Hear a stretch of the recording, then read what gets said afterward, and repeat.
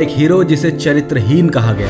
Please Raju, मैं बहुत थक गई हूँ। मेरी बाहों में सो जाओ, आज मेरे कंधे पे सर रखो। साल 1965 में बॉलीवुड को लगा कि देव आनंद की ये फिल्म समाज को बर्बाद कर देगी। जो खुद तमाशा बन गए वो तमाशा क्या करेंगे। लोगों ने कहा ये फिल्म नहीं बगावत है। तुम्हें पत्नी नहीं औरत चाहिए, तुम आदमी नहीं वैश्य हो।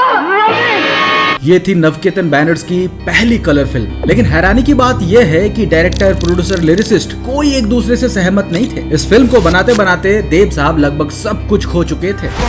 इसको तू मेरा मुसाफिर जाएगा कहाँ। और कई बड़ी चुनौतियों के बाद जब ये ड्रीम प्रोजेक्ट, ये फिल्म पूरा हुआ तो कोई डिस्ट्रीब्यूटर इस फिल्म को रिलीज करने के लिए तैयार नहीं थे। सवाल यह है कि इस दुनिया को बनाने वाला, चलाने वाला कोई है या नहीं। ये कहानी है मिस नालिनी और राजू गाइड की। बात है 1960 की। देव आनंद साहब उस समय अपनी सफलता के शिखर पर थे। उसी दौरान अमेरिकी डायरेक्टर टेड डेनियलविस्की और नोबेल पुरस्कार विजेता लेखिका पर्ल एसबर्ग दोनों ने देव साहब से संपर्क किया। वो भारत के पृष्ठभूमि पर एक अंतर्राष्ट्रीय फिल्म बनाना चाहते थे। उन्होंने देव साहब को एक कोलैबोरेशन का प्रस्ताव दिया, लेकिन उस समय देव आनंद साहब अपनी भारतीय फिल्म में इतने व्यस्त थे कि उन्होंने इस प्रस्ताव को गंभीरता से नहीं लिया। लेकिन किस्मत को कुछ और ही मंजूर था। साल 1962 में देव साहब अपनी फिल्म हम दोनों की स्क्रीनिंग के लिए बर्लिन में इंटरनेशनल फिल्म फेयर फेस्टिवल में गए। वहीं एक शाम उनकी मुलाकात फिर से मिस्टर टेड और पर्ल वर्क से हुई। इस बार माहौल अलग था। बर्लिन की उस रात उन्होंने देव साहब को यकीन दिलाया कि हम भारत की मिट्टी से जुड़ी एक ऐसी फिल्म, ऐसी कहानी बनाना चाहते हैं जो दुनिया भर में मशहूर हो सकता है। उन्होंने देव साहब को R.K. नारायण साहब की लिखी हुई उपन्यास द गाइड का सुझाव दिया। भारत लौटते समय देव साहब ने उस उपन्यास को पढ़ना शुरू किया। जैसे जैसे वो पन्ने पलटते गए, वो राजू गाइड के किरदार में डूबते चले गए। कहानी कुछ ऐसी थी,